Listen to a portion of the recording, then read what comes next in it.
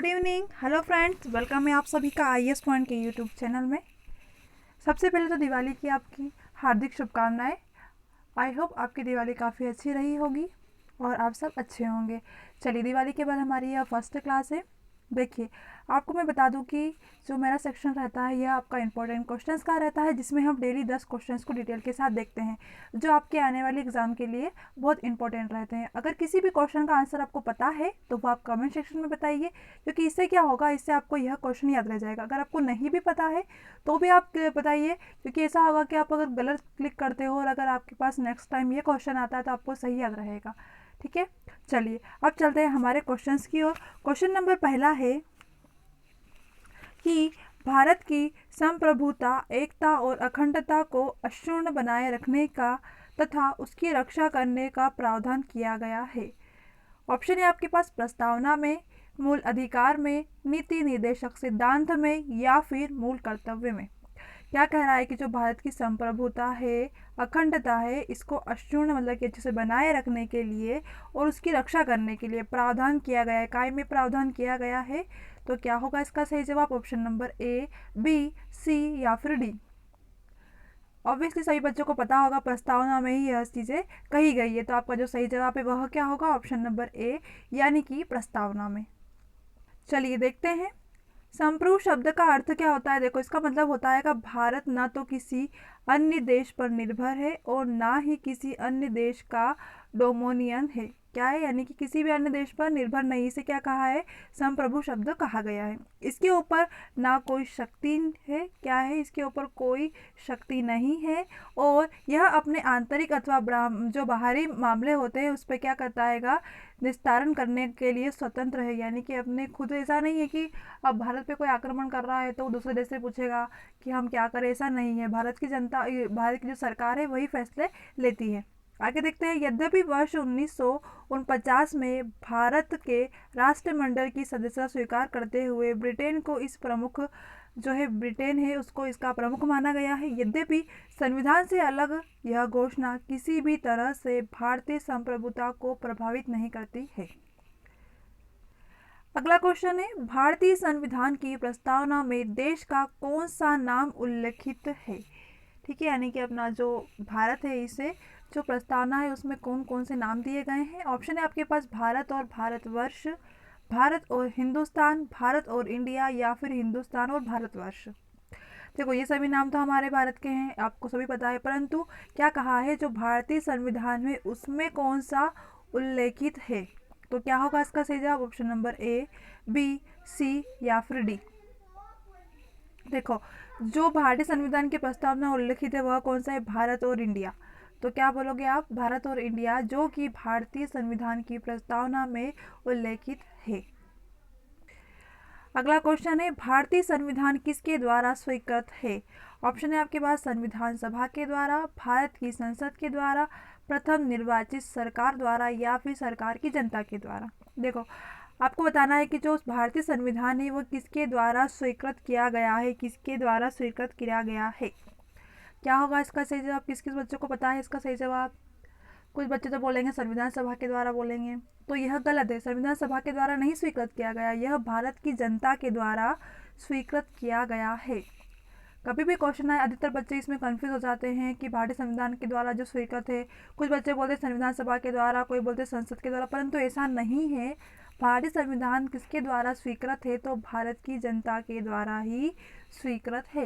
होता है ना, जैसे कि गाँव में अगर किसी को मुखिया चुनना हो तो गांव के सदस्य सब वोट देते हैं, उसके बारे से चुना जाता है। इसी तरीके से भारतीय संविधान के द्वारा जो स्वीकृत है वह किसके द्वारा है? तो भारत की जनता के द्वारा स्वीकृत है।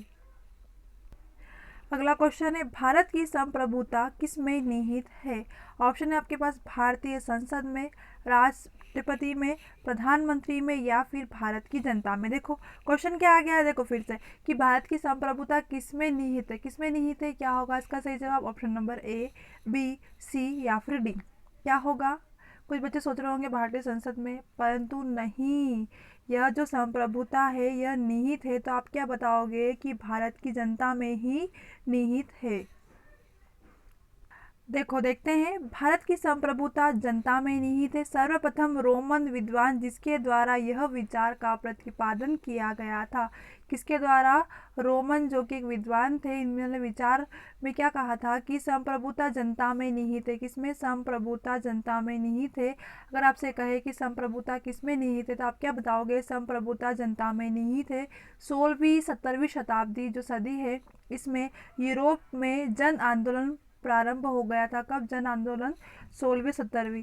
तो उसमें क्या हुआ, इस समय लॉक द रूसो जैसे जो संविधानियों थे, इनके द्वारा इस बात का प्रतिपादन किया गया कि शासन जब स्वीकृत पर आधारित है। जन स्वीकृत मतलब कि जैसे वही चीज़ें यहाँ पर कि पूरी जनता चुन के एक शासन बनाती है, एक मुखिया बनाती है, या आपको कहा जाए एक विधायक बनाती है, तो चुन के वोट दे के बनाए जाते हैं ना, इस तरीके से। तो क्या कहा गया है कि शासन जन स्वीकृति पर आधारित है। तो संप्रभुता किसी की? संप्रभुता जनता में ही निहित है। अगला क्वेश्चन है, भारतीय संविधान को संविधान सभा द्वारा अंगीकृत किया गया। ऑप्शन है आपके पास 26 नवंबर 1949 को, 15 अगस्त 1949 को, 2 अक्टूबर 1949 को, या फिर 15 नवंबर 1949 को। भारतीय संविधान को संविधान सभा के द्वारा अंगीकृत कब किया गया था? मोस्ट इम्पोर्टेंट क्वेश्चन है, किसी ना किसी एग्जाम में आ ही जाता है। देखो क्या होगा इसका सही जवाब? ऑप्शन नंबर ए, बी, सी या फिर डी। पता भी होगा अधिकतर बच्चों को इसका आंसर। हाँ, देखो इसका जो सही जवाब है वह क्या होगा? ऑप्शन नंबर ए, यानी कि 26 नवंबर 1949 को भारतीय संविधान को संविधान सभा द्वारा अंगीकृत किया गया था। आइए देखते हैं, भारतीय संविधान संविधान सभा के द्वारा 26 नवंबर 1949 को अंगीकृत किया गया। इस समय संविधान सभा में कितने सदस्य थे आपसे पूछा जाए तो आप क्या कहोगे? 284 सदस्य थे। देखो, एक तो यह क्वेश्चन रहता है कि कब किया गया अंगीकृत, तो आप क्या बताओगे? 26 नवंबर 1949। और अंगीकृत के समय भारतीय जो समय संविधान सभा में कितने अध्यक्ष थे, अब आप क्या बताओगे? 284 सदस्य थे। अगला क्वेश्चन है, किस वर्ष भारत एक प्रभुत्व संपन्न प्रजातांत्रिक गणराज्य बना? ऑप्शन है आपके पास 1947 में, 1951 में, 1935 में, या फिर 1950 में। क्या होगा इसका सही जवाब?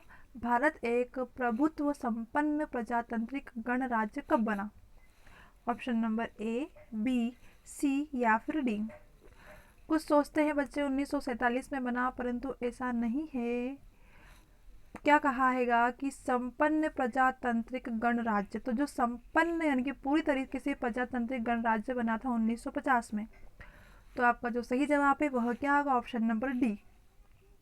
अब देखो कैसे, देश के सभी धर्म, जाति और लोग इस राष्ट्रीय पर्व को राष्ट्रीय प्रेम की भावना के ओतप्रोत होकर मानते हैं। अब देखो 1950 में इसी दिन भारत का संविधान लागू हुआ था। ठीक है, 1950 में भारत को 15 अगस्त 1947 को अंग्रेजों से आज़ादी मिल गई थी। अंग्रेजों से आज़ादी मिली, ठीक है। परंतु क्या हुआ था, 26 जनवरी 1949 को भारत एक संप्रभु लोकतांत्रिक गणराज्य घोषित हुआ था। आज़ादी तो हमको 15 अगस्त 1947 को मिल गई थी, परंतु जो संप्रभु लोकतांत्रिक गणराज्य है यह कब बना था? तो यह 26 जनवरी 1950 को बना था। अगला क्वेश्चन है, संविधान की उद्देशिका में कितनी बार संविधान का संशोधन किया गया है? क्या किया गया? कितनी बार संशोधन किया गया है? ऑप्शन है आपके पास 3 बार, 2 बार, 1 बार, या फिर कभी भी नहीं। क्या होगा इसका सही जवाब? ऑप्शन नंबर ए, बी, सी या फिर डी। देखो, संविधान की जो उद्देशिका है उसमें जो संशोधन किया गया है यह सिर्फ एक बार किया गया है। कितनी बार? सिर्फ एक बार किया है। तो यह चीज़ आपको याद रखनी है कि कितनी बार संशोधन किया गया है। तो क्या बताओगे आप? एक बार किया गया है। चलो देखते हैं, संविधान की उद्देशिका में एक बार संशोधन किया जा चुका है। संविधान के उद्देश्य को प्रकट करने हेतु प्रायः उनसे पहले एक उद्देशिका प्रस्तुत की जाती है। भारतीय संविधान की उद्देशिका ऑस्ट्रेलियाई संविधान से प्रभावित तथा विश्व की सर्वश्रेष्ठ मानी जाती है। किसकी? भारतीय संविधान, ठीक है। अगर देखिए, उद्देशिका संविधान का सार मानी जाती है, उसका जो लक्ष्य है वह प्रकट करती है। संविधान का दर्शन भी इसके माध्यम से होता है। किसके माध्यम से होता है? संशोधन के माध्यम से। जो प्रस्तावना है उसमें जो संशोधन है, उद्देशिका किस उद्देश्य से बनाई जा रही है, क्या इसके कार्य होंगे, इस तरीके से, ठीक है। तो आप क्या बताओगे, सिर्फ आपको इतना याद रखना है कि संविधान की जो उद्देशिका है इसमें सिर्फ एक बार ही संशोधन हो चुका है। अगला क्वेश्चन है, भारत के संविधान की प्रस्तावना में प्रथम संशोधन कब किया गया था। अब आपको यह तो चीज़ पता चल गई है कि हाँ मिस पहली बार हुआ है, सिर्फ एक बार ही हुआ है, परंतु कब हुआ था, 1951 में, 1971 में, 1976 में या फिर 1984 में। क्या होगा इसका सही जवाब, ऑप्शन नंबर ए, बी, सी और डी। देखो आपको यहीं पे याद हो जाएगा अभी कि देखो एक तो क्या होगा, एक सिर्फ एक ही बार हुआ है। अब देखो दूसरा क्वेश्चन क्या आएगा कि भारत के संविधान की जो प्रस्तावना है उसमें प्रथम संशोधन कब किया गया था। कब किया गया था, सिर्फ एक ही संशोधन हुआ था, पर वो कब किया गया था। क्या होगा इसका सही जवाब क्वेश्चन नंबर 8वें का, ऑप्शन नंबर सी, यानी कि 1976 में भारत के संविधान की प्रस्तावना में प्रथम संशोधन किया गया था। देखो भारत का संविधान लिखित संविधान है, यह तो आप सभी को पता ही होगा। इसकी शुरुआत में एक प्रस्तावना भी लिखी है जो संविधान का मूल भावना को सामने लाती है। इसके बाद देखेंगे पूर्व प्रधानमंत्री इंदिरा गांधी की सरकार ने 1976 में 42वें संविधान संशोधन के द्वारा इसमें संशोधन किया गया था। किसके अंतर्गत, इंदिरा गांधी की सरकार ने, जो कि पूर्व प्रधानमंत्री थी।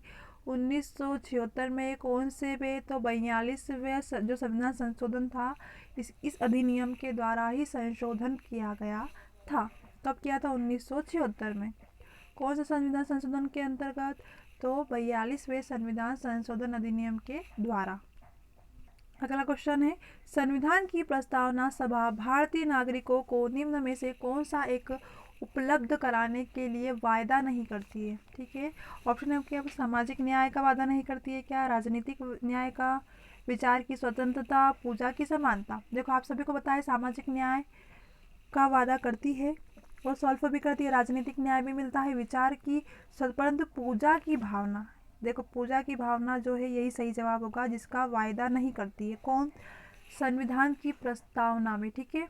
नागरिकों को कौन सा एक उपलब्ध कराने के लिए वायदा नहीं करती है, तो पूजा की समानता का वायदा नहीं करती है। देखो भारतीय संविधान की प्रस्तावना भारतीय नागरिकों को पूजा की समानता उपलब्ध कराने का वायदा नहीं करती है। प्रस्तावना में 5 प्रकार की स्वतंत्रता है। देखो कौन कौन सी, विचार, अभिव्यक्ति, विश्वास, धर्म और उपासना का उल्लेख है, तथा 3 प्रकार के न्याय है। कौन कौन से, सामाजिक, आर्थिक और राजनीतिक। देखो स्वतंत्रता कुछ कौन कौन सी बोली, एक तो विचार की पूर्ण स्वतंत्रता है, अभिव्यक्ति की भी है, विश्वास की भी, अपने अपने धर्मों को मानने की है, उपासना की का भी उल्लेख किया गया है। और जो 3 प्रकार के न्याय है वह न्याय कौन कौन से है, सामाजिक, आर्थिक और राजनीतिक, इनका उल्लेख किया गया है।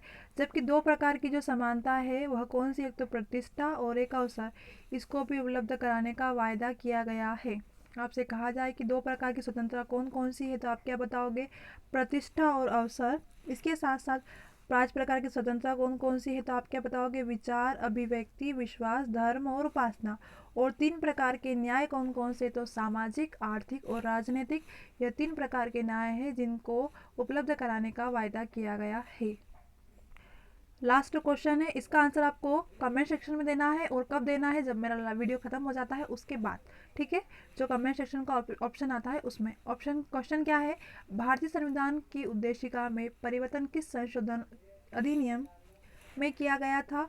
ऑप्शन है आपके पास 48वां संशोधन अधिनियम 1975, 40वां संशोधन अधिनियम 1976, 42वां संशोधन अधिनियम 1976 या फिर 44वां संशोधन अधिनियम 1979। ऑप्शन नंबर ए, बी, सी या फिर डी।